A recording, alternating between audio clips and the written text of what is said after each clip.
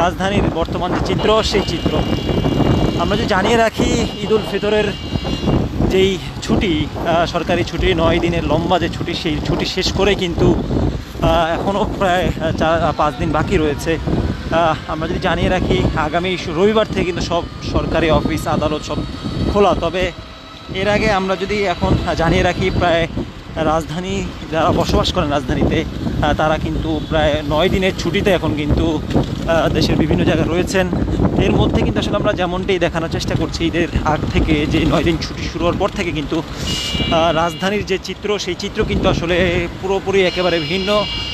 অন্যান্য দিনের তুলনায় বা অন্যান্য দিনের মতো এই যে যেরকম এই যে এই বাংলা মোটর মোড়ে আসলে যে ধরনের জ্যাম বা যে ধরনের গাড়ি যানজট আমরা দেখতে পাই সেগুলো কিন্তু আসলে একেবারেই নেই এই টানা 9 দিনের ছুটিতে। এবং আমরা যদি জানিয়ে রাখি আসলে এই পুরো ঢাকা শহর কিন্তু একেবারে ফাঁকা এবং এই 9 দিনের ছুটিতে রাজধানীর যেই রূপ সেই রূপ কিন্তু আসলে সচরাচর দেখা যায় না। আমরা আর একটি বিষয় যদি জানিয়ে রাখি যেই লম্বা 9 দিনের ছুটি, সেই 9 দিনের ছুটি কাটিয়ে কিন্তু আসলে আগামী রবিবার থেকে সকল সরকারি অফিস আদালত কিন্তু খুলবে। এবং আমরা যদি একটু দেখানোর চেষ্টা করি এখন আমরা কিন্তু বাংলা মোটর থেকে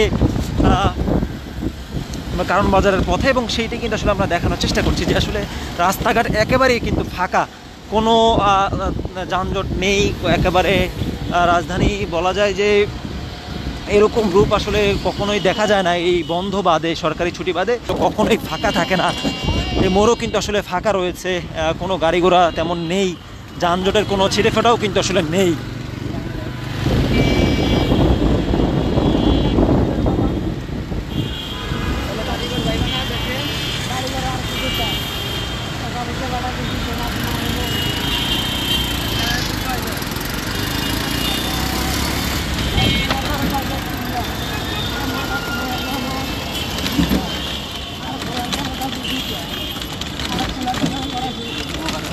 দর্শক, আমরা দেখানোর চেষ্টা করছিলাম রাজধানীর যে মূল যে পয়েন্ট বাংলা মোটর কারণ বাজার যেই পয়েন্ট, সেই পয়েন্ট আমরা দেখানোর চেষ্টা করছিলাম। আসলে একেবারেই কিন্তু আসলে ফাঁকা। আমরা যদি একটু কারণ বাজারের যেই ভেতর যে রোডটি রয়েছে সেই রোড যদি আমরা একটু দেখানোর চেষ্টা করি যে আসলে এই রোডটিও কিন্তু আসলে একেবারে যে বাজারের যে রোডটি সেই রোডটিও কিন্তু আসলে একেবারে ফাঁকা। মানুষের একেবারে বলা যায় যে আসলে মানুষের আনাগোনা নেই, সবাই কিন্তু আসলে রাজধানীতে নেই, সবাই কিন্তু আসলে নিজ নিজ বাড়িতে ছুটি কাটাচ্ছেন।